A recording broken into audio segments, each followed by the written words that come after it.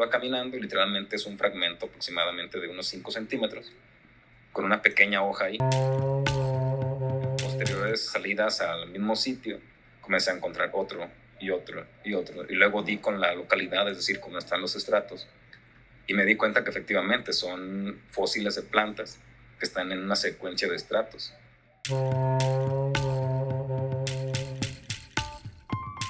La Sierra de Tezistán en general, su origen es netamente volcánico. Entonces el tipo de rocas, riolitas, ignimbritas, etcétera, no son rocas sedimentarias, no conservan fósiles, pero pueden dar paso a fenómenos que sí crean rocas sedimentarias, que es muy extraño.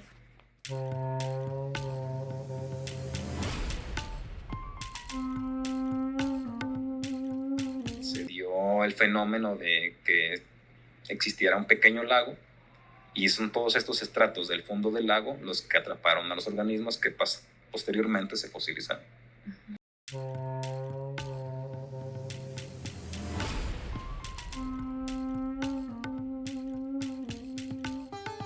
¿Cuántos millones de años tienen esos fósiles?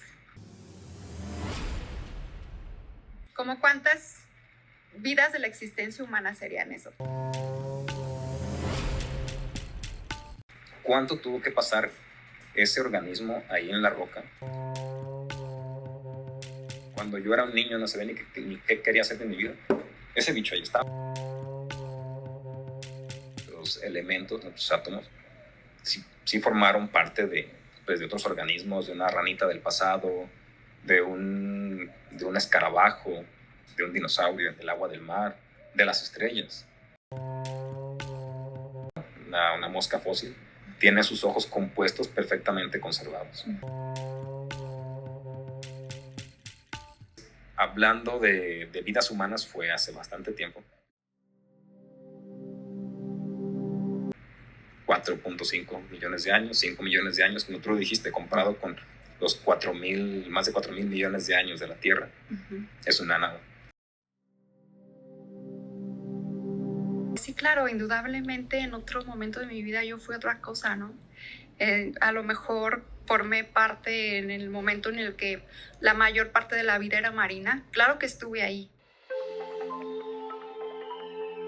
Y me gusta pensarlo sobre todo en las situaciones difíciles, de que en mí, en mi espíritu, en lo que yo soy como un ser más allá de lo que en este momento formo como un ser humano, como un homo sapiens sapiens, en mí está la sabiduría de todo lo que ha sucedido en la Tierra, de todo lo que he tenido que pasar y cambiar de forma. Es cambiar, el cambio, ¿no? O sea, el cambio es lo único seguro, es lo único permanente. Lo único permanente en esta vida es el cambio. ¿Qué me gustaría? Me gustaría que nos extinguiéramos. Hola y bienvenidos a un nuevo capítulo de Travel Biology and Amazing People. Yo soy Anaís García y en cada episodio comparto entrevistas con personas inspiradoras que desde su forma muy única cada día hacen de este mundo un lugar mejor. Y a veces, cuando el corazón me lo pide, también comparto reflexiones que nacen desde mi propio viaje interior. Bienvenidos. Déjame en los comentarios del episodio qué fue lo que más te gustó, cómo te pareció este episodio, porque hoy tengo un invitado muy especial, un biólogo que desde niño vibró con los fósiles y la vida del pasado. Mi invitado de hoy es José María Hernández, un paleobiólogo que por azares del destino se topó con unos fósiles de hace 4.9 millones de años. ¿Puedes creerlo? Él es el primer autor del artículo científico en el que se publica el primer registro de insectos y arácnidos fósiles para el estado de Jalisco, en México. Hoy, Chema y yo hablamos de cómo fue que descubrió un yacimiento fosilífero en la Sierra de Tezistán, de la sucesión de rocas que representan la presencia de un paleolago, eso quiere decir un lago que existió en el pasado pero que ya no existe ahora, con sedimentos que favorecen la conservación de fósiles en artrópodos y de la época geológica en la que habitaron estos organismos del pasado, el Plioceno. Te recomiendo ver el video completo, porque esta entrevista es un viaje al pasado y un llamado a siempre escuchar esa voz de tu niño interior. Además, es un salto a la comprensión del tiempo en la escala geológica. Así que espero que disfrutes de mi gran plática, muy mixeada entre ciencia y misticismo, con Chema José María Hernández. Hola, ¿qué tal amigos? Bienvenidos a un nuevo episodio de Travel Biology and Amazing People, el cual es un podcast orgánico, lo cual significa que no hay fechas fijas, ni planes, ni reglas fijas. Simplemente aquí disfrutamos la vida y grabamos un nuevo episodio cuando se alinea la vida, cuando aparece la persona adecuada y cuando todo vibra para que esto suceda. Es algo de disfrute y pues hoy estamos aquí con mi amigo, compañero de carrera, Chema José María. Bienvenido, amigo, ¿cómo estás? Muchas gracias por la invitación, Anaís. Muy bien y un placer estar aquí. Oye, pues estoy muy contenta y muy orgullosa también de ti, de tu recién descubrimiento, de tu trabajo, tu artículo, tu titulación sobre los fósiles. Me imagino que debe haber sido algo, pues, desde el principio muy emocionante. Y me gustaría, pues, que nos fueras platicando un poco, pues, para empezar, pues, ¿qué onda? ¿Qué es la Sierra de Tezistán? ¿Dónde está? ¿O qué onda? Bueno, antes que nada, Sierra de Tezistán está en el norte del municipio de Zapopan, al noroeste del área metropolitana de Guadalajara. Y pues colinda un poco con la barranca del río Santiago y está al norte del poblado de San Francisco Tezistán. Es un conjunto montañoso, es decir, tiene su origen volcánico. Y pues esta localidad de los fósiles es una excepción y es un descubrimiento muy importante. ¿Y tú normalmente paseas por ahí o cuál es tu relación con esta sierra? Tendríamos que remontarnos muchos años atrás, cuando yo era niño, no tan niño, hace unos 20 años, cuando pues sales de día de campo con la familia, sales de paseo y comenzamos a ir a esta zona cerca de lo que localmente se le conoce como el Cerro El Col o La Col. Y pues un buen día estaba caminando y pues me encontré una roca en el suelo con una hoja y literalmente fue así como de, es un fósil, no creo que sea un fósil, sí, parece un fósil y me lo llevé. A todo esto, un poco como antecedentes, pues yo siempre donde íbamos a campo o así, yo siempre iba viendo el suelo esperando ver algún fósil. Yo había visto en libros, en películas, etcétera. Y yo siempre me imaginaba mi sueño acá más fumado, era ir caminando y encontrarme de pronto un hueso fósil o un esqueleto o algo. Incluso me ponía a revisar rocas que ahora sé que son de origen volcánico y que jamás tendrían un fósil, pero yo me ponía a explorarlas buscándoles cualquier cosa. Yo no había tenido suerte, entonces era como que de tanto buscar nunca había encontrado nada. Y en esta ocasión fue muy fortuito porque yo iba caminando y literalmente es un fragmento aproximadamente de unos 5 centímetros con una pequeña hoja ahí. Y lo vi y me lo llevé, pero no sé, no, una parte de mí no lo creía posible, pensé que era algún fenómeno X o algo muy reciente. En posteriores salidas al mismo sitio, comencé a encontrar otro y otro y otro, y luego di con la localidad, es decir, cómo están los estratos, y me di cuenta que efectivamente son fósiles de plantas que están en una secuencia de estratos. Todo esto a la par, pues ya estaba en secundaria, en prepa, estaba en prepa, ya tenía un poco más de conocimientos del área, y del área en el sentido biológico. Entonces me di cuenta que pues, era una localidad con fósiles, pero no le di tanta importancia. Como buen adolescente, pues mi mente y mis pasatiempos estaban en otro lado. Entonces era como que, eso existe, qué padre, pero no creí que fuera de tanta importancia, pero tampoco yo le di esa importancia. Y simplemente ahí los mantuve. Me di cuenta que había otro par de personas más que sabían de la existencia de los fósiles. Ahora amigos míos, don Luis, Enrique, un saludo por si llegan a ver esto. y ellos sabían de los fósiles, pero a modo de curiosidad natural. Simplemente los tenían en sus casas, etcétera. No fue sino hasta que entré a la licenciatura en biología que ya comencé a darles la importancia que tenían y ya verlos en un contexto paleontológico y ver la importancia y sobre todo ver que no existía un registro de ellos. Y así fue. O sea, entonces tú desde que estabas en la secundaria, ahí, o sea, en la secundaria tuviste clases que te permitieron reconocer los estratos, ¿o cómo concluiste que? No, de hecho en la secundaria tuve pésimos maestros de biología, Ujú. la verdad. Pero como buen niño que creció en los noventas, con toda esta fiebre de los dinosaurios de finales de los ochentas y los noventas, pues había bastante material, había unas enciclopedias. Hace tiempo no era tan accesible el internet, era nada más como para personas un poco más de cierto nivel económico hacia arriba. Entonces tú tenías que investigar en enciclopedias o en fascículos que vendían los puestos de revistas. Y es ahí donde venía la información de cómo se forman los fósiles, los estratos, etcétera. Yo tenía una noción entonces por eso fue que supe de todo ese aspecto, pero digamos que fue de manera autodidacta ese conocimiento. Oye, y entonces, pues esta zona que dices es una zona específica de la Sierra de Tezistán. Sí. O sea, no es que en toda la Sierra de Tezistán haya fósiles, o quién sabe. No, para nada. De hecho, la manera en la que se formaron fue de una manera muy peculiar y muy específica. La Sierra de Tezistán en general, su origen es netamente volcánico.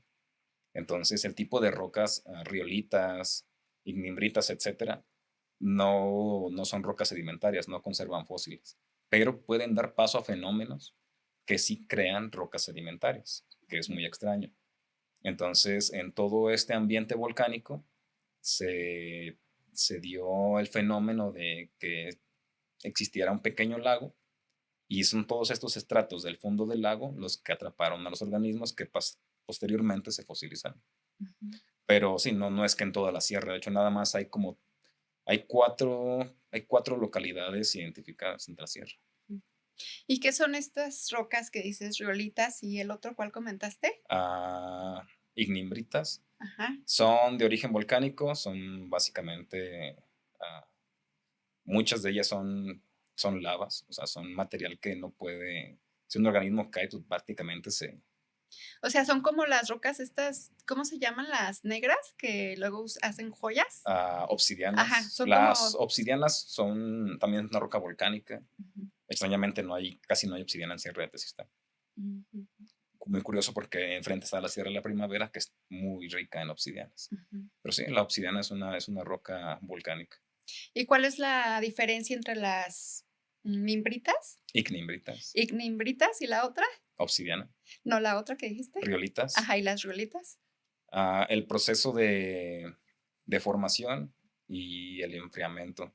Ahí sería meternos un poco en aspectos más técnicos de geología Ujú. y aún me falta un poquito también meterme en ese tipo de conocimientos. O sea, y digamos que en esas rocas no puede haber fósiles porque si hubiera quedado un organismo ahí atrapado, Se se achicharra, desintegra por se completo. quema, Ujú, ujú, un fósil, bueno, un organismo puede fosilizar quedando atrapado en rocas sedimentarias, bueno, quedando atrapado en sedimentos, ujú, por ejemplo, en cienos, en fangos, en limos, que posteriormente pasan a litificar, o sea, se convierten en roca.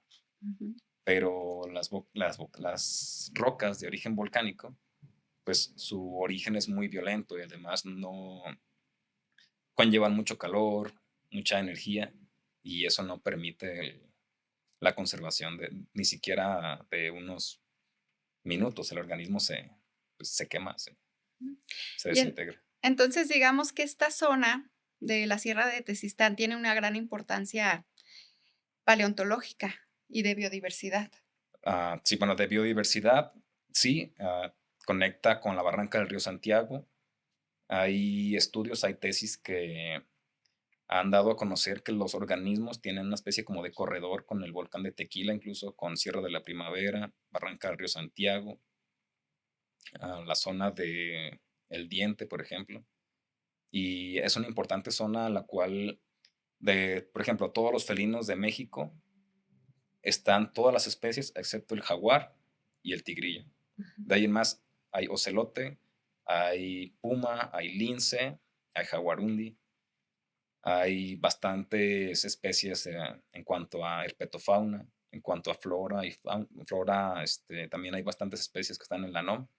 Es una zona muy rica también en cuanto a biodiversidad.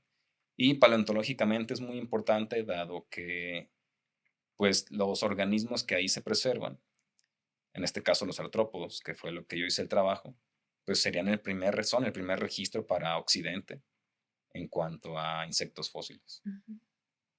Oye, entonces tú desde niño descubriste estos fósiles, pero estos fósiles que son parte de tu publicación, de tu artículo, de tu trabajo de investigación, ¿cómo los descubriste? Ya los específicos de la publicación. Sí.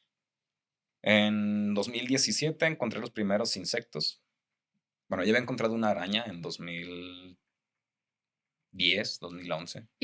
¿Y dudaste o No, dijiste ya, sí, ya para estos ese son entonces ya fósiles? sabía que eran fósiles, Ujú, pero no le di la importancia. De hecho, esa araña, la que encontré en 2010, 2011, está mejor preservada que la que presenté en el artículo. ujú, El problema es de que pues, se arruinó porque no tomé los datos de campo correctos. ujú, Se pierde todo el contexto estratigráfico, etcétera. Entonces no es más que una curiosidad ahí perdida en el tiempo y el espacio ujú, y no puede tomarse en cuenta para un estudio formal. ujú, Los primeros ejemplares ya colectados de manera formal fueron en 2017 y después hice una pausa en el segundo semestre del 17 porque me fui de prácticas profesionales a Oaxaca ujú, y los retomé ya cuando llegué en el 18. En el 18 hice una pequeña pausa por cuestiones personales. Y luego en el 19, a principios del 19, ya fue cuando formalmente fui con el doctor Margarito Mora y ya le propuse el proyecto. Y después ya también acordamos con el doctor Navarrete, también como asesor en cuanto a entomología. ujú. Y desde entonces se colectó material todavía todo el 2019 y se tomó como límite lo que se colectó hasta principios del 20, Ujú. aunque formalmente en el artículo viene como colectado hasta el 19. Pero esos ejemplares son los que se tomaron en cuenta para la publicación. ¿Y qué sentiste cuando los colectaste, que ya era formalmente con todos los datos, sabiendo que realmente era un descubrimiento importante, pues en realidad para todo México, ¿no? Más para Jalisco, pero en realidad para todo México, porque esos son datos de millones de años de nuestro país y del planeta entero, del universo entero. ¿Cómo te sentiste? Fue una sensación muy extraña, entre una emoción, porque cuando tú abres una laja y ves un organismo, ya sea un pedazo de planta, un bichito, lo que sea, eres la primera persona, bueno, eres la primera persona, pero tus Ujú, ojos son los primeros que ven a ese organismo en millones de años. ujú, Literalmente ese organismo está viendo la luz del día después de muchos millones de años, o bueno, los restos de ese organismo, mejor dicho, el ujú, organismo ya no está. Y era muy emocionante saber que era algo importante y en cada colecta descubrir algo nuevo y algo nuevo y algo nuevo.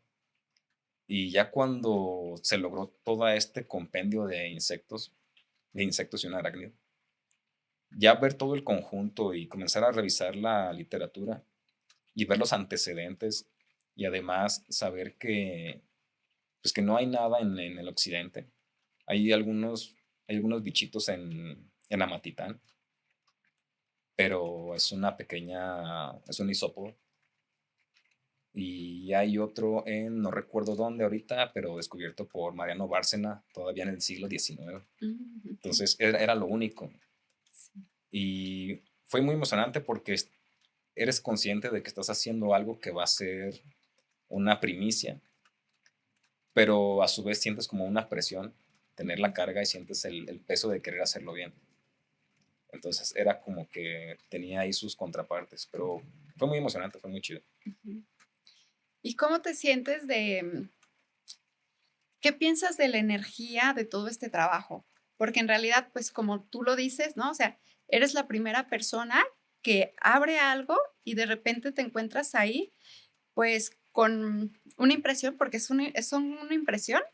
Algunos sí. Ujú. ¿Nos podrías hablar primero qué es explicarnos qué tipo de fósiles es? O sea, por ejemplo, la impresión es un tipo de fósil, pero los otros que encontraste, ¿qué tipo de fósiles son también? Son moldes y vaciados. O sea, Ujú, literalmente está el organismo. Vamos a tomar, por ejemplo, este que tengo aquí. ujú, Supongamos que este es un organismo vivo, entonces ujú, queda atrapado en sedimentos. Este organismo se pierde, se disuelve X. ujú, Y entonces queda la cavidad donde estaba el organismo. ujú, Ahora, esta cavidad va a ser rellenada por sedimentos circundantes. ujú, Si tú abres la laja, tienes dos piezas. Tienes de este lado el molde ujú, y tienes de este lado el vaciado. ok, No sé si me explico un poco.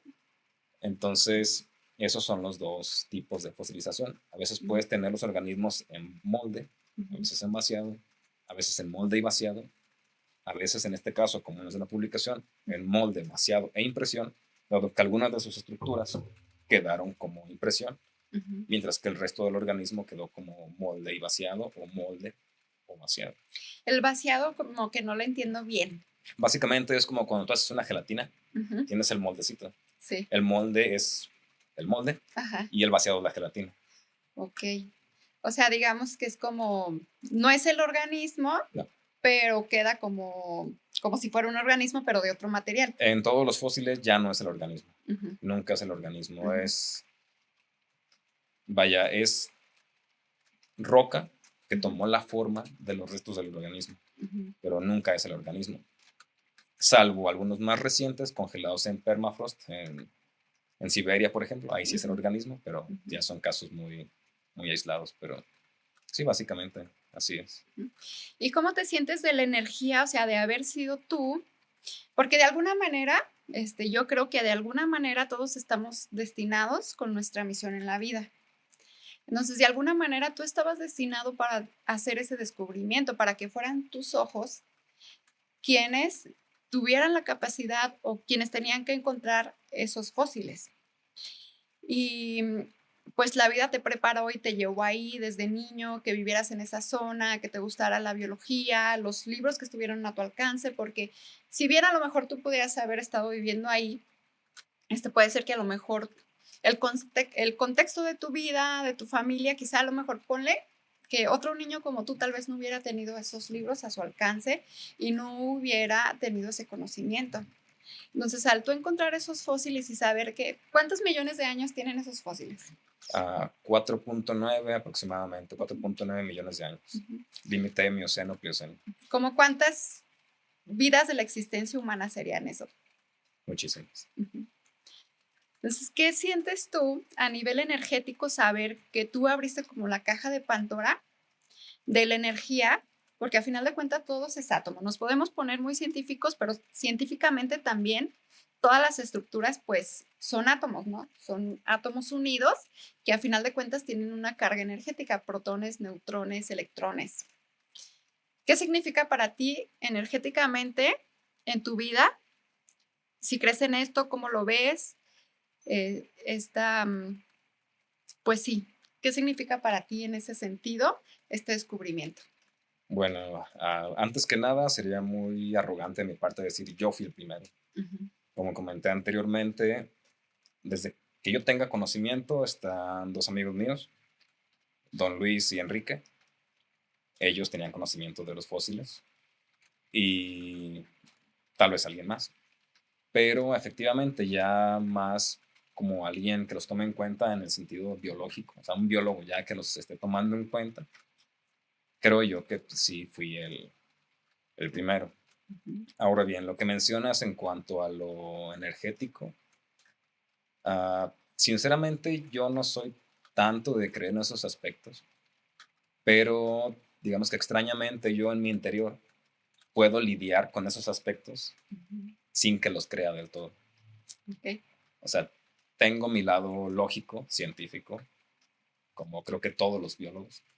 Los hechos ahí están, no puedes negarlos. O sea, yo estoy viendo este objeto y no puedo negar su existencia. ujú, Lo otro es un poco más metafísico, ujú, pero no por eso lo veo del lado negativo, incluso me gusta pensarlo de cierta manera. Y respecto a lo que tú me preguntas, luego Lo he reflexionado en el sentido de cuánto tuvo que pasar ese organismo ahí en la roca, todo lo que pasó. Me pongo a reflexionar en cuanto a la historia, por ejemplo, la independencia, no sé, cuando existían los pueblos prehispánicos. Esa roca ahí estaba, ese bichito ahí estaba. Sí. Cuando mi abuelo era un niño, esa roca ahí estaba. Cuando yo era un niño, no sabía ni qué quería hacer de mi vida, ese bicho ahí estaba. Al borde del camino, tal vez, a punto de caerse, pero no se cayó, ahí estaba. Hace X millones de años, bueno, unos 2, por ejemplo, tal vez no había humanos ahí. Bueno, no tal vez, más bien, no había humanos ahí. Esa roca ya estaba ahí. Había días lluviosos como este, en la que la lluvia caía en el bosque, igual hacía ruido en las hojas, mojaba a los animales. Había un bosque, tal vez muy diferente al que hay hoy. Y esa roca ya estaba ahí. Tormentas, lluvias, noches, días, etc. Y esa roca ahí estuvo. Y ahora llego yo, la encuentro, y sí me has reflexionado sobre todo eso, o sea, sobre lo afortunado que eres, porque para empezar tienes que ser afortunado, no solo de encontrarlo, sino de que el organismo haya fosilizado. Sí. Ese escarabajo, miles de sus especies murieron y se desintegraron, fueron comidos por pájaros, lagartijas, pisados, etc. Pero solo uno cayó al lodo. Y ahí se quedó. Y luego le cayó más lodo, y etcétera, etcétera. Y ahora es una roca en la colección paleontológica del Cuba. Pero ese bicho nos está contando cómo era su mundo. Ese bicho y otros fósiles de plantas que también hay en la zona son los últimos testigos de un bosque de hace casi 5 millones de años. Entonces, el haberlos encontrado me hace sentir afortunado, pero a su vez me pone a reflexionar en todo eso, en el tiempo profundo, por ejemplo.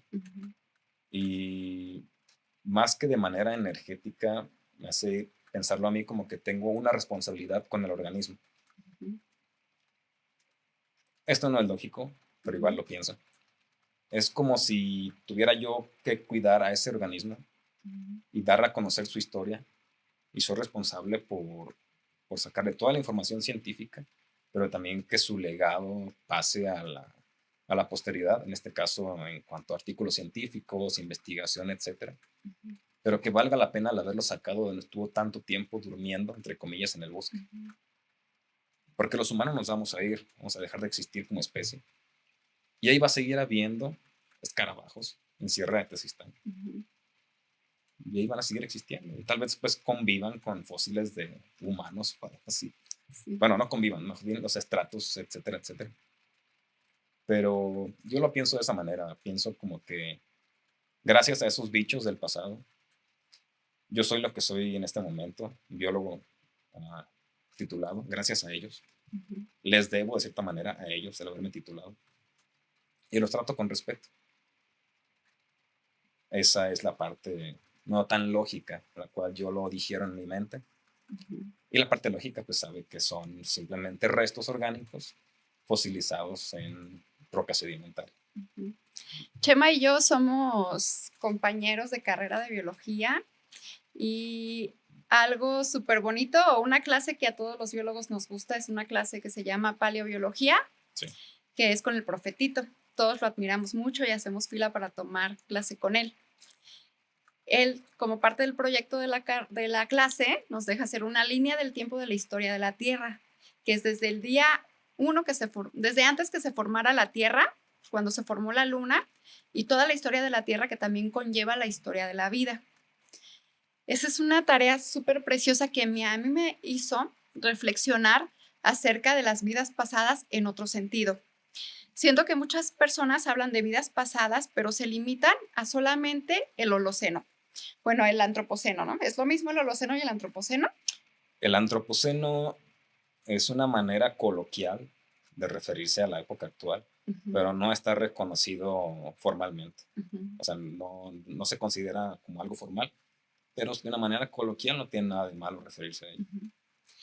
Sobre la historia de la humanidad, ¿no? O sea, continuando con eso, si consideráramos toda la historia de la Tierra, que son 4.600 millones de años, la humanidad solamente si esos 4.600 millones de años de la historia de la Tierra se dividieran como en el tiempo de un año, el día 1 del año, el día 1 de enero, sería hace 4.600 millones de años.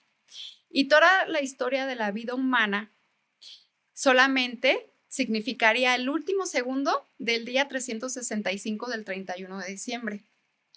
Considerando esto, cuando se habla de vidas pasadas, siento que muchas personas se limitan a pensar en el último segundo del día 31 de diciembre del día 365 del año y pensamos, ay, es que yo en mi vida pasada fui un monje, ay, es que yo en mi vida pasada fui tolteca o cosas así, ¿no? Pero cuando yo hice esta reflexión dije, es que nuestras vidas pasadas, sí es cierto que hemos tenido vidas pasadas, o sea, sí es cierto. ¿Por qué? Porque nuestros átomos estuvieron formando parte de otros organismos y no solamente organismos vivos como vida biológica, sino organismos inorgánicos como por ejemplo montañas, volcanes, rocas. Entonces en ese sentido dije, sí, pues en mí existe toda la memoria de todas esas vidas pasadas y no solamente limitándonos como a la Tierra, sino del universo entero, ¿no? Porque en algún momento nuestros átomos formaron parte de otra cosa. Y pensándolo así, a mí me gusta pensar de que sí, o sea, efectivamente sí he tenido vidas pasadas, pero probablemente a lo mejor mi vida pasada no se remonta nada más a la historia humana, no se remonta a que, ay, a lo mejor yo un día fui geisha o algo así, ¿no? Algo de la antigüedad, sino que pienso, pues seguramente en mi vida pasada, algunos de mis átomos, o a lo mejor la mayoría de mis átomos, formaron parte de un organismo marino, un organismo filtrador, por ejemplo. En ese sentido, a mí me da mucho gusto tu descubrimiento, te tengo mucha estima, pero pues me llegó la loca idea de que a lo mejor en tu vida pasada tú fuiste ese bicho que acabas de descubrir, ¿no? De alguna manera, tu intuición o lo que tú eres a nivel atómico en este momento, pues te llamó a descubrirte a ti mismo en ese sentido, porque también, o sea, hay como un insecto, pero parte de eso, pues te hizo también conocer muchas partes de ti mismo, de tu interior, de todo el proceso que ha llevado, pues, el estudio de este fósil. Y me gustaría que nos hablaras un poquito más de que, ¿qué tipo de organismo es este que descubriste? ¿Qué tipo de fósil es? Preguntarte si es un fósil de conservación excepcional. En caso de que sí lo sea, que nos explicaras un poquito más qué significa un tipo de fósil de conservación excepcional y a lo mejor que nos hablaras un poquito más de su paleoecología, cómo era el mundo en el momento en el que ese organismo vivía. Bueno, antes que nada, ah, gracias por la consideración. Creo que eso puedo traducirlo en admiración a mi trabajo. Es algo ya pensado de una manera muy metafórica. Es bonito. En lo personal, yo no lo veo tanto así, pero tampoco estoy en contra de quienes sí lo piensan. Igual no tiene nada de malo mi manera de pensar con la tuya. Ambas pueden convivir perfectamente y además, como te comenté hace unos momentos, también yo tengo de vez en cuando esos lapsos en los que me pongo a reflexionar dejando la lógica de lado. Y me gusta, es padre. En cuanto a las vidas pasadas, tienes razón, tal vez no tanto como vidas pasadas, pero sí que nuestros elementos, nuestros átomos, sí formaron parte pues, de otros organismos, de una ranita del pasado, de un escarabajo, de un dinosaurio. Tal vez sí de montañas que, bueno, no son organismos, son estructuras geológicas, o sea, del agua del mar, de las estrellas, de otros planetas que simplemente murieron y sus elementos flotaron en el universo hasta coincidir y formar parte del planeta, de sus organismos, en este último caso de ti y de mí. Pero se me hace muy padre esa reflexión. Creo que me ayuda en lo personal a continuar con lo que estoy haciendo, porque como todo, pues tenemos muchas rachas de depresión, de etcétera. Y el hecho de que tú consideres eso, es señal de que estoy haciendo las cosas bien, de que a ojos de los demás es algo muy padre, muy chido. Y es una reflexión muy bonita. En cuanto a lo que mencionas de estos organismos, bueno, son, ah, en su mayoría, son elementos que apenas están comenzando a estudiar. Básicamente la publicación fue una descripción muy, muy básica de los bichos, taxonómicamente muy básica. Si revisas cada uno con detalle, tal vez puedas llegar a un nivel taxonómico más preciso. Para llegar a una respuesta de cómo era la paleoecología, se necesitan más elementos. En este caso también hay plantas fósiles en la localidad. Se necesita tener un estudio paleobotánico que, un poco como spoiler, está en proceso. Es parte del trabajo de unos amigos. Y una vez que tienen los elementos paleobotánicos, más los artrópodos, etcétera, más, además del contexto geológico, entonces ya puedes armar un contexto para tener una idea de la paleoecología de la localidad. Sin embargo, sí, hay muestras de que fue un bosque muy parecido al actual. Hay varias especies muy parecidas a las actuales en cuanto a la vegetación. Tal vez no puedo dar muchos detalles porque sería meterme en campo de mis compañeros. Quiero dejarlos a ellos como que toda la primicia.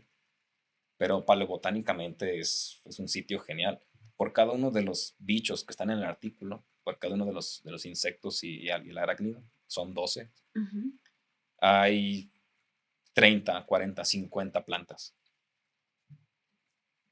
Son muchas más plantas fósiles que artrópodos. Entonces, un estudio paleobotánico va a estar genial. Y ese sí va a ayudar mucho para entender todo el contexto paleoecológico. ¿Y si es un fósil de conservación excepcional? Perdón.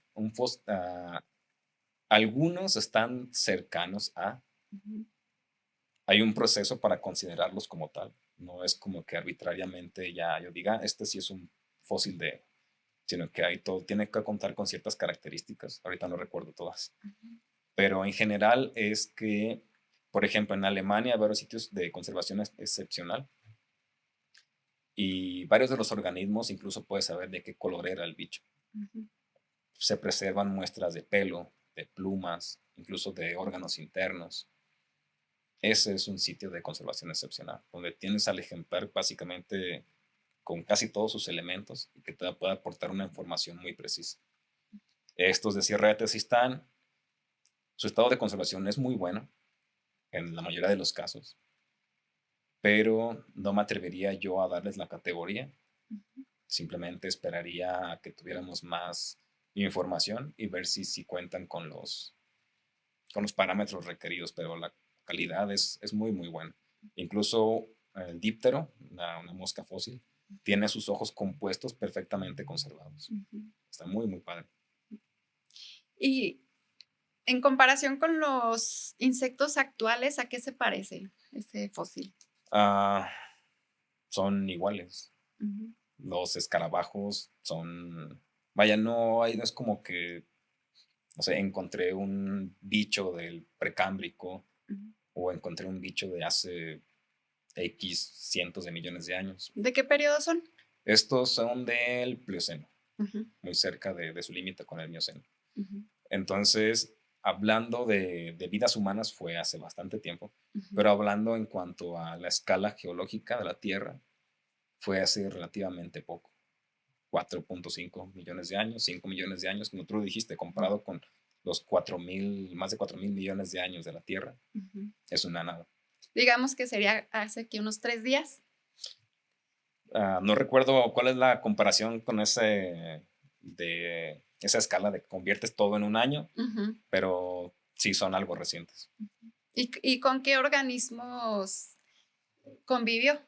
Hablando de organismos grandes. En la localidad no tenemos idea, porque no han salido restos fósiles de otros animales, además de los artrópodos.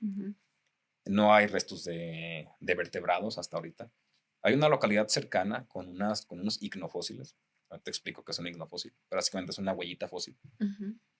Hipotetizamos que es un pequeño mamífero, pero a su vez falta revisarlo porque también podría ser una araña. También puede ser una pequeña ramita que estuvo moviéndose con el viento y dejó marcado en el fango. Puede ser Wow. muchas Sí. cosas. Entonces, hasta ahorita, pues no podemos asegurar con que... Ujú. Básicamente los estudios son nuevos. La publicación de los artrópodos da el inicio a los estudios paleontológicos en la zona. Ujú. Entonces, apenas estamos abriendo, pues, todo lo que hay y apenas estamos comenzando a conocer Sierra de Tezistán en cuanto al aspecto paleontológico. Y si existiera una máquina del tiempo donde pudieras regresar a cualquier época o periodo, o no me Al acuerdo pasado. ya cómo se llaman los otros periodos geológicos, de grandes periodos geológicos del tiempo, ¿a cuál te gustaría volver? ¿Y por qué? Hay dos opciones. Están empatadas, no es que una sea más que la otra. Una es a cuando estos bichos, bueno, estos no, los insectos de Sierra de Tezistán estaban vivos, Ujú. a cuando existía ese paleolago. En lo personal, Sierra de Tezistán es de mis lugares favoritos, si no es que mi lugar favorito. Ahí crecí, le debo todo en el sentido a que gracias a ese bosque, a esos cerros, a esos robles, pinos, etcétera, soy lo que soy biólogo, soy de cierta manera paleontólogo. Ahorita hay una anécdota un poco curiosa respecto a eso. Pero le debo todo a esa sierra. Ujú. Y el hecho de ver cómo era en ese entonces y ver cómo era ese ecosistema del que yo apenas estoy descubriendo una nada, porque si bien puedo tener cajas y cajas llenas de insectos fósiles y plantas fósiles, pues son una nada, son una muestra del ecosistema real de ese tiempo, dado la dificultad, lo fortuito que tiene que ser la fosilización de un bicho, pues es una pequeña ventana, pero hay más que se pierden. Hay unos organismos que viven en zonas en las cuales mueren y sus restos jamás fosilizan. Entonces me gustaría viajar a Sierra de Tezistán cuando estaban vivos estos Al organismos. Pleistoceno. No, el Plioceno. Al Plioceno. Al Plioceno. Ujú, ujú. Y la otra sería en algún punto del Triásico, Ujú. que es el primer periodo del Mesozoico, donde convivían los ancestros de los dinosaurios. Bueno, aparecieron los dinosaurios, Ujú. pero dinosaurios primitivos, organismos primitivos que dieron origen a mamíferos, organismos primitivos que dieron origen a cocodrilos, etc. Creo que es una época muy interesante y me gustaría tal vez regresar a esos dos momentos, por así decir. Ujú. Y cuéntanos más un poquito sobre cómo fue el proceso de la realización del artículo. ¿Qué dificultades hubo? O sea, estuviste a punto de rendirte. O sea, siento que es algo que a todos nos pasa. Fue una pesadilla en ciertos momentos. Bueno, antes que nada, cuando yo regresé de Oaxaca, de mis prácticas profesionales, regresé a finales del 17 Ujú. y regresé un poco con ideas de qué hacer, de qué no hacer. Digamos que tuve que de nuevo, no es que me haya olvidado de los insectos fósiles, pero llegué con la idea de buscar vertebrados fósiles. Cuando estuve en mis prácticas profesionales teníamos una salida a campo en la Mixteca oaxaqueña y principalmente los restos que se encuentran ahí son de mamíferos. Entonces yo venía de encontrar pequeños huesos, pequeños restos de mamíferos y venía con esa mentalidad, traía eso fresco. Vine, me puse a buscar, no encontré nada, pero encontré más insectos. Ujú. Entonces ya durante 2018 fui colectando de manera ya más sistemática, pero fui postergando el formalizar el proyecto. Si bien iba periódicamente con el doctor Margarita a mostrarle los fósiles, a hablar sobre un hipotético proyecto, todo quedaba ahí. Y no fue hasta principios de 2019, y esto te lo debo a ti, ya te había platicado de eso. Yo estaba terminando mi servicio social, me quedaron unas horas pendientes. Y esa vez me tocó ayudarte a ti en el laboratorio, no me acuerdo ni de qué. Ujú. Estaba haciendo algo con algo de criogenia. Ujú. Y estábamos conviviendo ahí y me preguntaste que qué onda. Yo te hablé sobre los bichos, pero te dije que yo me sentía un poco inseguro en el sentido de que pues, yo no sabía. O sea, yo no sabía cosas muy básicas, que sentía que para esas alturas de mi carrera debería saber. Ujú. Es que no sé cómo se hace esto, es que no sé cómo hacer otro. Literalmente tú me dijiste, no tiene nada de malo, ve con el doctor Margarito y dile, profe, no sé, pero quiero hacer las cosas. Ujú. Y yo me quedé pensando, no me acuerdo que te respondí, pero días después fui con el doctor Margarito y dije, ay, pues, no pierdo nada. No pasa de que me tome por ignorante o por algo así, pero pues no pasa nada. Ujú. Todavía yo un poco inseguro. Y ya fui y le platiqué y todo, y muy amable, muy paciente desde el inicio. Y me dijo, no, no pasa nada, mira, ve haciendo esto, ve leyendo sobre esto, ve investigando aquello. Unas semanas después formalizamos el proyecto y la idea era hacer una publicación en la cual yo sería el primer autor, era el segundo, y el doctor Navarrete el tercero como asesor en cuanto a lo entomológico. Ujú. Y de ahí todo 2019 seguir colectando y ya un poco en el 20 también colectar algunos datos, porque lo tomaba un poco, me tardé un poco porque yo seguía con mis actividades normales, yo seguía Ujú. trabajando, etcétera. Entonces esto era trabajo de los fines de semana, salir a Ujú. campo. Los datos era trabajarlos en las noches y a veces pues llegas cansado del trabajo o tienes X salida o algo así.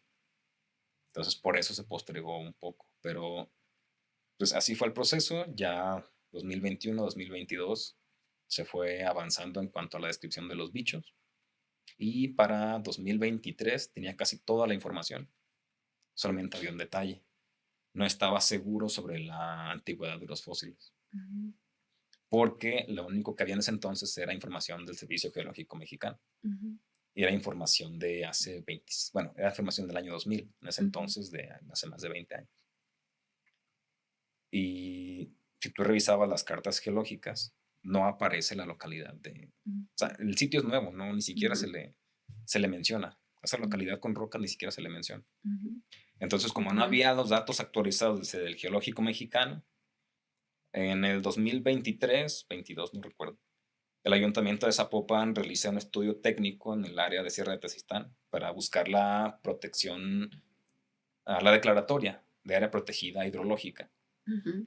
Entonces, pues se hacen muestreos de fauna, de flora, de geológico, etcétera. Y ahí me contratan como asesor externo, que básicamente es a modo de guía, Ujú. porque yo conozco la zona. Entonces yo siempre acompañaba a los grupos de fauna, de flora, etcétera, los muestreos, pero también a los de medio físico, que viene siendo el aspecto geológico. Ujú. Y eso estuvo a cargo del doctor Roberto Maciel y Laura Peña y se me va ahorita el nombre, no recuerdo cuál. Una disculpa, se me olvidó el tercero, pero eh, para ese estudio piden datos precisos. Entonces se hizo el fechamiento financiado por el Ayuntamiento de Zapopan. Ujú. Entonces decidimos, el profe Margarito, el profe Navarrete y yo, postergar un poco, continuar con el avance del artículo Ujú. para esperar los datos del fechamiento Ujú. y así ya nos ahorramos el dinero. Ujú. Pero Claro. tenemos el dato, entonces simplemente después fue citar el dato, pero ya teníamos el, ahora sí, la antigüedad precisa. Ujú. Y fue entonces que conseguimos la edad de los fósiles. Y una vez concluido eso, entonces ya se aceleró el proceso de revisiones, etcétera, etcétera. Y estuvo listo a finales del año pasado, por ahí como en septiembre del año pasado, y se publicó en enero de este año. Ujú.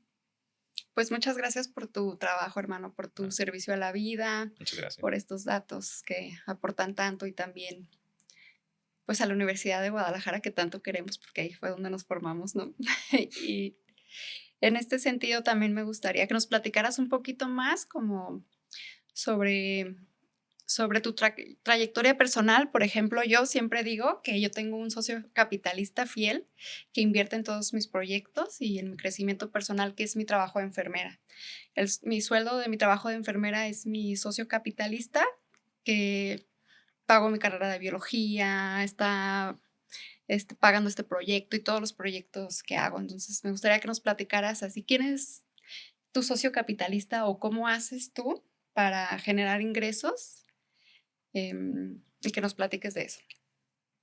Bueno, en el sentido de a qué me dedico, además de ser biólogo, pues trabajo en un taller de autolavado. El taller es de mi papá, es de mi familia, bueno, de mi papá y mis hermanos.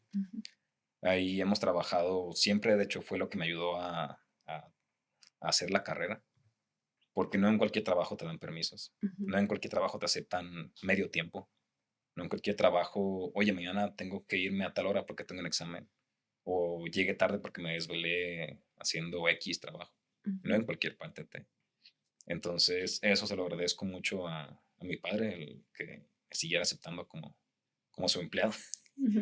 Pero gracias a eso logré la carrera. Y he tenido varios empleos. El estudio técnico, ese trabajo, o sea, el ayuntamiento, me hicieron parte de, y otros cuantos. Pero, pues, básicamente ahí sigo. Ahora espero ya titulado que se me abran un poco más las puertas. Es lo que yo espero.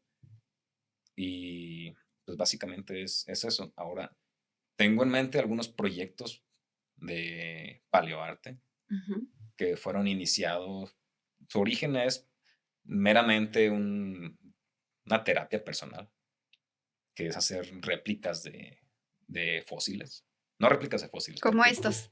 Es exactamente. No es una réplica de un fósil. Que ni siquiera sé cómo llamarlo. Aún estoy procesando eso. Porque no es una réplica de un fósil. Es una obra de arte que tiene la apariencia de un fósil. Y no lo sé, simplemente comencé a hacerlo para distraerme, como terapia en mis ratos libres. Y tal vez, posiblemente, logre completar una pequeña colección y tal vez salgan a la venta. Y tal vez pueda ser un ingreso extra, ya como biólogo. Sí. O los conocimientos que me dio la biología. Y van a estar disponibles en Biology Store los fósiles de Chema para quien quiera adquirir uno pronto. Y lo voy a próximamente. Están ahí a sus órdenes. Entonces llegó el momento hay una nueva dinámica en mi podcast, donde el invitado me hace una pregunta a mí. Entonces, pues adelante. Ok. Este es el momento en el cual cambiamos los papeles y yo puedo hacer que te pongas nerviosa. No es cierto. Es algo muy interesante. Y la pregunta es, ¿cómo usas la paleontología en tu área de la biología? Me explico. Un ornitólogo la usa en el sentido de que pues, tiene que saber los orígenes de lo que estudia. En este caso, pues las aves son el único grupo de dinosaurios sobrevivientes. Los mastozólogos tienen que saber un poco de los orígenes, de dónde vienen los mamíferos, los botánicos, los grupos que estudian, tienen que saber sobre la historia natural de ese grupo. ¿Cómo podrías aplicar o cómo entra la paleontología en tu área de estudio? O a lo que te dedicas. Qué interesante. Pues siento que la aplico de forma muy integral en mi vida en general, pero primero voy a hablar de la parte científica. Por ejemplo, en mi investigación, yo estudié una proteína que se llama Neun RBFOX3 por el nombre del gen. Entonces, es una proteína que se expresa en las neuronas del sistema nervioso central y periférico de los vertebrados.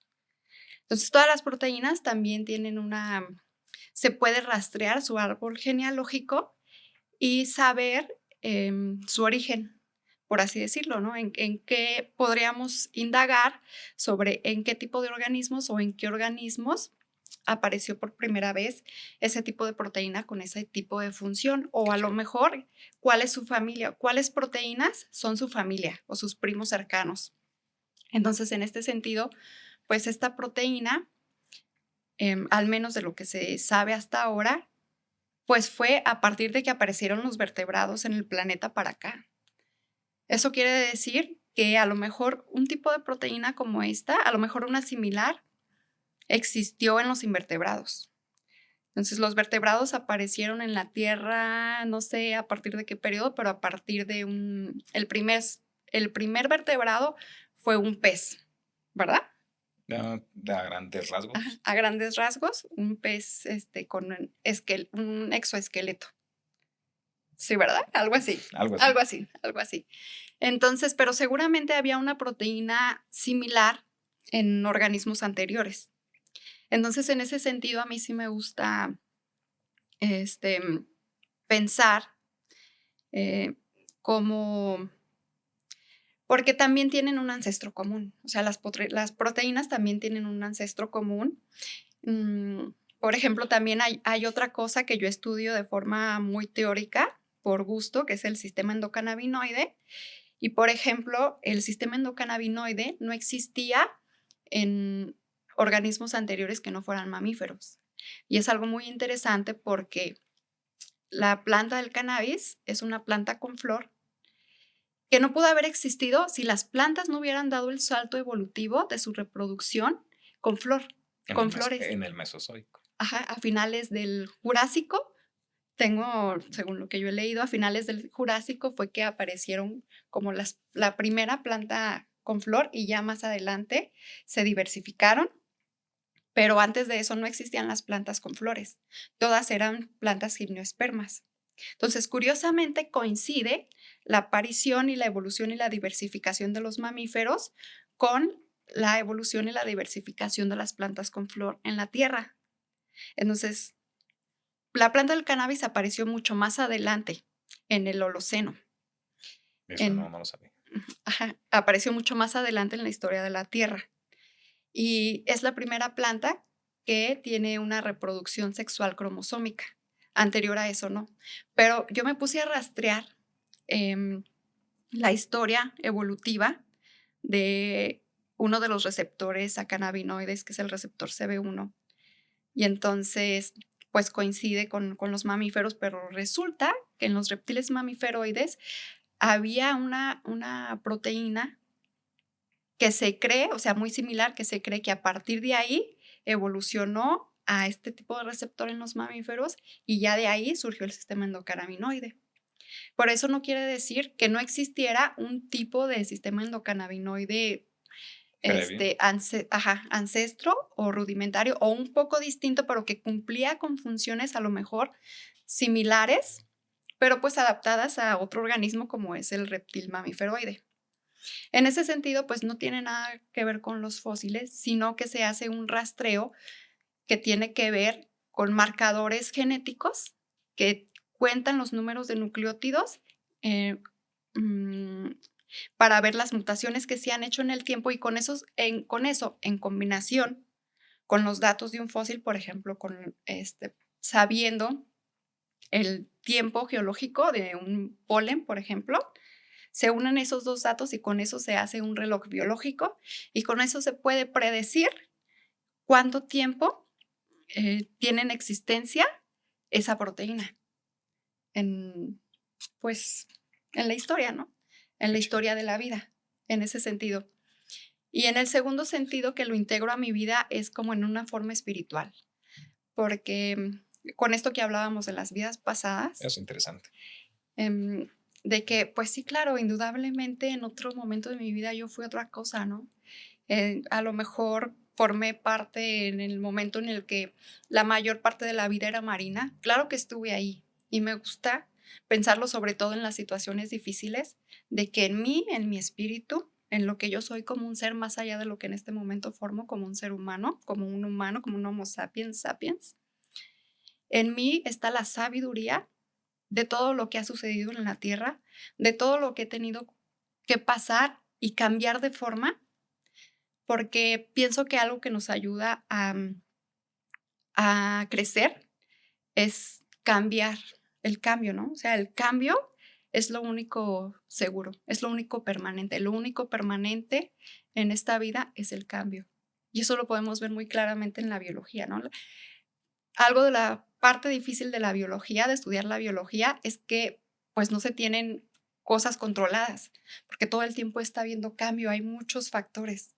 Entonces siempre tenemos que considerar el cambio cuando estudiamos la vida, no es como un fenómeno físico que puede ser más controlado y más predecido. Puede ser impredecible en algunos casos. Ajá, exactamente. Y Pues saber eso como que me llena de fortaleza. Me llena de fortaleza saber que en algún momento mis átomos, mi ser, lo que me conforman, lo que me hacen ahora ser Anaís, pues ya han atravesado 5 extinciones masivas, ¿no? Y ahora que estamos atravesando la sexta extinción masiva, y que si he podido atravesar todo eso, en mí existe la sabiduría para evolucionar o sobrepasar cualquier cosa difícil que esté atravesando en este momento, en cualquier momento de mi vida. Me gusta recordar eso y eso me hace como sentir aceptación y que de cualquier cosa que sucede en la vida, el chiste es que siempre, siempre, no importa la situación que estemos viviendo en nuestra vida, espiritualmente, uno, nosotros siempre tenemos que salir ganando, porque a final de cuentas se trata de la historia que nosotros nos contamos. Nuestra mente nos cuenta muchas historias, pero nosotros, si confiamos en esa sabiduría interior, pues podemos elegir la historia que mejor nos conviene, que mejor nos Adaptarte. convenga, exactamente adaptarte y quedarte con la que te hace más bien, con la que te hace evolucionar. Es una forma de pensar muy, muy padre, muy chida. Y qué bonito, qué chingón que lo veas de esa manera, independientemente de, de lo apegado o no a la paleontología como tal, netamente científica, sino eso, ese pensamiento personal muy tuyo. Es algo muy padre, es algo muy, muy, muy chido. Y cómo tomas la paleontología de esa manera, tanto para lo tuyo profesional como lo personal, que tal vez yo no lo tomo tanto así, pero un símil podría ser eso que te conté, que me pongo a imaginar en momentos pasados que había días en los que llovía y los fósiles seguía ahí. Tal vez podría ser un símil, es algo que nos sirve y creo que no tiene que importar si a las demás personas pues te creen o no o están de acuerdo contigo. Si a ti te sirve, Ujú. eso es algo muy padre, muy, muy bonito, muy chido. Te lo digo porque yo convivo con personas con pensamiento muy parecido al tuyo. Y no porque yo no comparta ese tipo de pensamiento o creencias, no por eso lo veo mal, sino al contrario. Tal vez yo hago otras cosas que a mí me sirven de la manera en la que a ti te sirve eso. Y está bien. Tú haces esa reflexión. Tal vez yo ando en la bici en cerro, Ujú. en la bici en el cerro, perdón. Yo me pongo a dibujar, yo hago estas cosas. Yo escribo mis historias de ciencia ficción. Y me sirve de la misma manera que a ti. Te ayuda a salir adelante. Y es algo muy padre que tomes la paleontología en ese aspecto. Es algo muy chido. Vamos a hacer la última pregunta y después un último comentario. ¿Ok? Y me da intriga. ¿Tú qué piensas? ¿Qué piensas que va a pasar en el futuro? Pues considerando todos los eventos geológicos, ¿qué va a pasar con la especie humana? Ok. Aquí hay dos respuestas. Una que me gustaría y dos que creo. ¿Qué me gustaría? Me gustaría que nos extinguiéramos. Suena catastrófico, suena... ¿Cómo puedes pensar eso? Pero creo que ya le hemos hecho bastante daño a este planeta. Ujú. Igual no somos más que una gripe. Nos vamos a ir, nos vamos a extinguir el planeta así como si se sacudiera algo. Por mucho daño que le estamos haciendo, mucho que nosotros veamos que le hacemos demasiado daño, en cuanto al tiempo geológico, la Tierra se va a recuperar. Pero no por eso deberíamos de tener tantas libertades que tenemos, tanta destrucción que causamos. Creo que debería de tener un alto, pero es un poco contradictorio porque a su vez también me gusta un poco la astronomía. Entonces estaría genial que los humanos comenzaran a conquistar el espacio, conocer otros Ujú. planetas. Entonces tengo como que ese pequeño choque en mi mente, así como de, quiero que la Tierra ya la dejen en paz y la dejen descansar, pero también quiero que sigamos y que conozcamos más en el universo. Ujú. Entonces es algo raro. Sí. Eso en cuanto a qué quiero en lo personal. Ahora, ¿qué creo?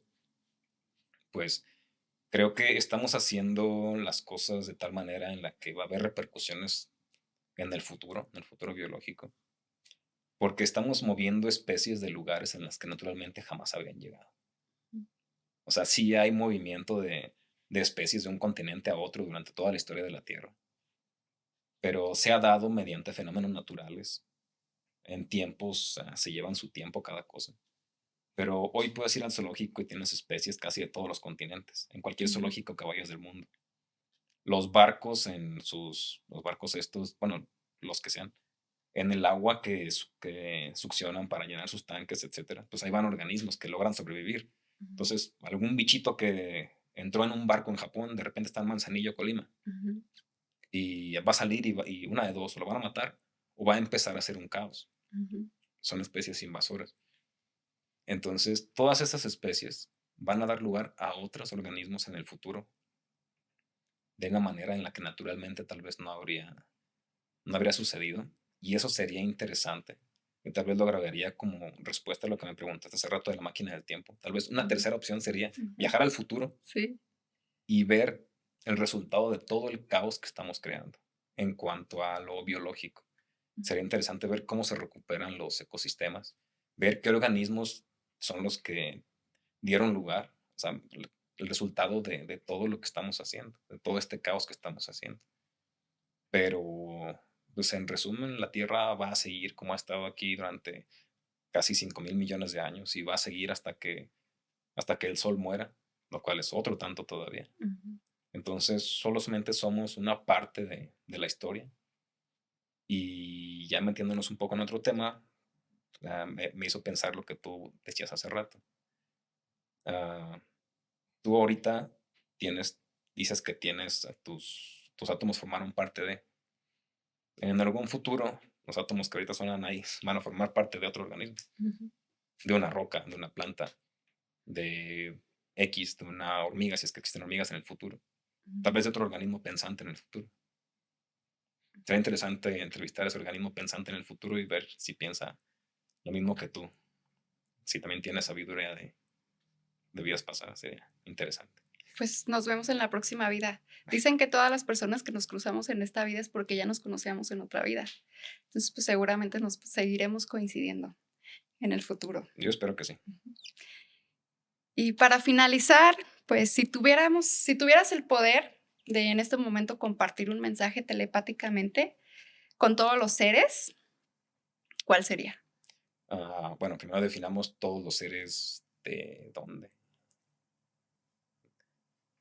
Con todos en general. Del universo entero. Del universo entero. Del multiverso.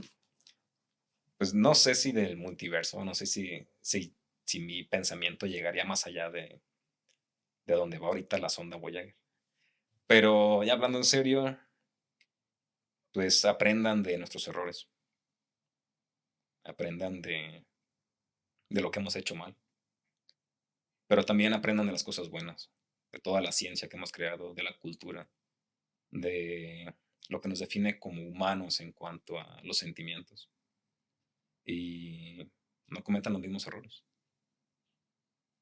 Pues muchas gracias, Chema. Ha sido todo un honor tenerte a ti aquí en este siguiente episodio, que además ahora evolucionamos. Travel Biology and Amazing People evoluciona.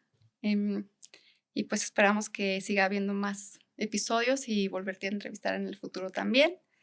Muchas gracias por tu tiempo, también por tu compañía en el transcurso de la carrera. Me siento, es todo un honor para mí que hayas sido contemporáneo en mi carrera, que hayas sido mi compañero, que hayamos trabajado juntos en el laboratorio. Te agradezco también nuevamente todo lo que hiciste, porque parte también de tu trabajo apoyó a mi investigación, a mi publicación.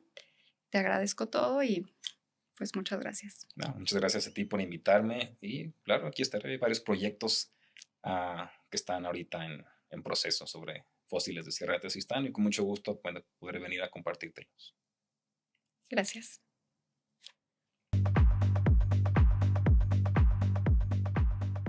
Muchas gracias por escuchar este episodio. Y antes de irme, no olvides que la vida es un juego, el videojuego de la vida. Juega, experimenta, ríe, atrévete, baila en el dance floor del universo, vibra en el main stage de la vida, del interior de tus células, de cada uno de los fosfolípidos que forman las membranas de tus células, de toda la información y sabiduría que está en ti, de los seres que has sido en el pasado, del origen de la vida, del origen del universo, de todo. Solo sé, y que la vida te llene de plenitud y dicha, que encuentres tu centro, que seas feliz. Nos vemos en el próximo episodio. Abrazos.